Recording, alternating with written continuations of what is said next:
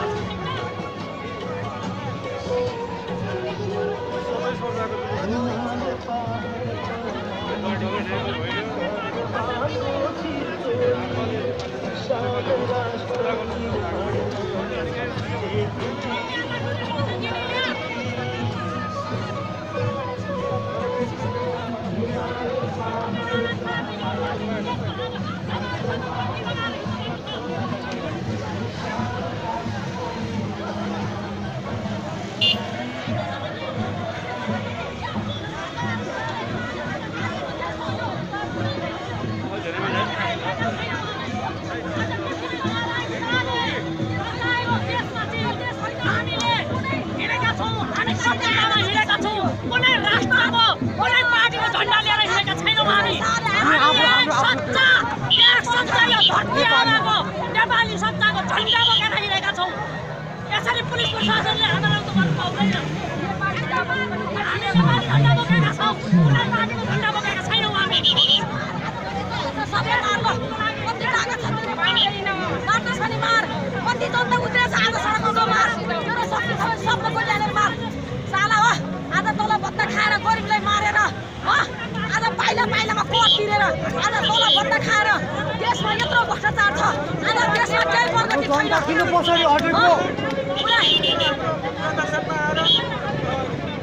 सरकार र रामबहादुर हिजोको आतंककारीले आज हाम्रो शान्तिपूर्ण यो माल्यार्पण कार्यक्रमलाई चाहिँ बिथोलिरहेको छ। शिक्षामा भ्रष्टाचार छ, स्वास्थ्यमा भ्रष्टाचार, यातायातमा भ्रष्टाचार। ओ नालायक सरकार, सत्ता छोड, भोलि नै कुर्ती छोड प्रचण्डले, केपी तो भोलि नै कुर्ती छोड। अब हाम्रो देशमा राजाको खातो छ, अब हाम्रो राजा चाहिएको छ। अब देश र राष्ट्र बचाउनको लागि राजा चाहिएको छ। ओ केपी प्रचण्डले भोलि नै छोड, भोलि नै छोडे हुन्छ। अब राजा हामी भोलि नै ल्याएर हामी राजा राख्छौँ। हामीलाई राजा चाहियो।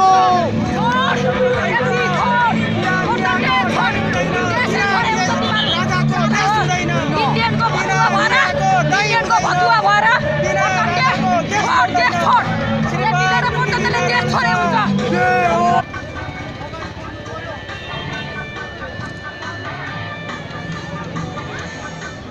Hello mic test.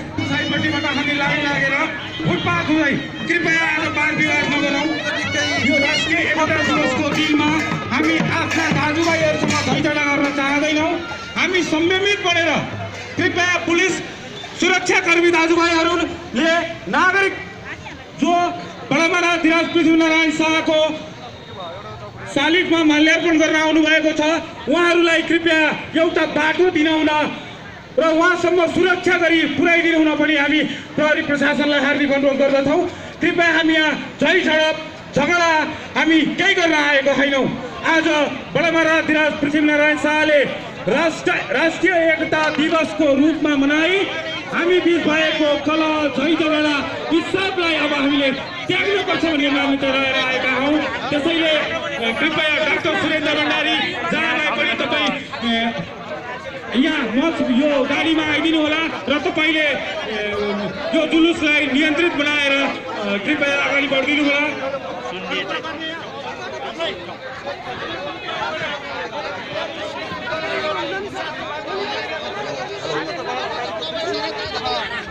Hello hello आदरणीय नेपाली दाजुभाइ तथा दिदीबहिनीहरू, हामीले शान्तिपूर्ण आन्दोलन अथवा शान्तिपूर्ण र्याली, त्यसमा पनि राष्ट्र निर्माता श्री बडा महाराज सरकारको शालिगमा माल्यार्पण गर्ने क्रममा हामी माथि भएको प्रहरी हस्तक्षेप। आदरणीय साथीहरू, हामीले शान्तिपूर्ण र्याली गर्यौँ। आजसम्म हामीले गर्दै आएको कार्यक्रम अत्यन्तै शान्तिपूर्ण थियो, अत्यन्तै धैर्यशील थियो, अत्यन्तै सभ्यताशील थियो। तर आज एकाएक हामी माथि जुन ढङ्गको लाठी चार्ज गरियो, बर्बरतापूर्ण हिसाबले हाम्रा साथीहरूलाई कुट्ने काम गरियो, हामी यो सहन सक्दैनौँ कदापि। त्यसकारण म गृहमन्त्रीहरूलाई चुनौती दिन चाहन्छु, तपाईँहरूले यस्ता क्रियाकलापहरू, यस्ता घिनलाग्दा कर्तुतहरू यहाँ तपाईँहरू नरोक्ने हो भने आम्ने सामने जुद्धको लागि पनि हामी अनुरोध गर्न चाहन्छौँ। हामी आम्ने सामने युद्धमा आउँछौँ, हामी युद्धमा आउनेछौँ। ल आउनुहोस्, अब के गर्न सक्नुहुन्छ यहाँले हाम्रो संवेदनशीलतामा खेल्ने? आदरणीय साथीहरू, तपाईँहरू नदिनुहोस्। हाम्रो यो साना यस्ता सामान्यतया घटनाहरू घट्ने नै गर्छ। हामीले ठुल्ठुला लडाइँ त लड्न बाँकी रहेछ, यिनीहरूले बुझेको छैन होला। हामी यहीँबाट बुझाउन चाहन्छौँ। त्यसो भएको हुनाले आजको हाम्रो निर्धारित कार्यक्रम हामी पुनः फेरि शालिगमा जानेछौँ र माल्यार्पण गर्नेछौँ, तर शान्तिपूर्ण रूपमा जानेछौँ।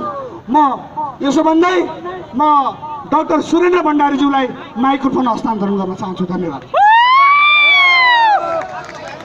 उपस्थित सम्पूर्ण देशभक्त नेपाली नागरिकहरूलाई म सुरेन्द्र भण्डारी हार्दिक नमन गर्न चाहन्छु।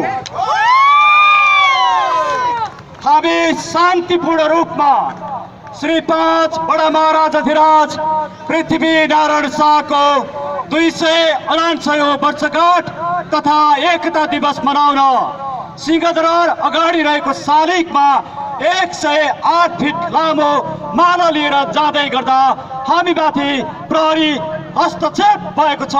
म त्यसको घोर निन्दा गर्न चाहन्छु। पृथ्वीनारायण शाहलाई सम्मान नगर्ने सत्ताको अब अन्त्यको दिन गन्ती सुरु भएको छ। हामी पृथ्वीनारायण शाहलाई अपमान गर्ने सत्तालाई अपदस्थ गर्ने घोषणा म यहीँबाट गर्दछु। सम्पूर्ण नागरिकहरूलाई पृथ्वी पात नेपाल 5 अन्तर्गत रहेर हामी सम्पूर्ण नेपाली नागरिक एक ठाउँमा उभिएर हामी छिटै निर्णायक आन्दोलन घोषणा गर्दैछौँ। त्यसमा साथ दिन म अनुरोध गर्दछु र म सुरक्षाकर्मी मित्रहरूलाई अनुरोध गर्दछु। हाम्रा धेरै साथीभाइहरूले यहाँबाट छोडेर जानुभएको छ, उहाँहरूलाई म पुनः बोलाउन पनि चाहन्छु र हामी पेटीबाट उहाँहरूले भनेको कुरा म मान्न तयार छु। हामी पेटीबाट पनि हामी जाँदैछौँ र अब हामी पेटीबाट जाँदा फेरि तपाईँहरूले हामीमाथि आक्रमण गर्ने, अवरोध गर्ने काम गर्नुभयो भने हामी प्रतिकारमा उत्रनेछौँ। अघिल्लो पङ्क्तिमा म हुनेछु, उहाँहरूको दण्ड म खानेछु, प्रतिकार म गर्नेछु। मेरो पछाडि साथीहरू रहनुहोस्, म अघिल्लो पङ्क्तिमा उभिनेछु र हामी पृथ्वीनारायण शाहको शालिगमा गएर माल्यार्पण गर्नेछु। आउनुहोस् साथीहरू, हामी जाउँ।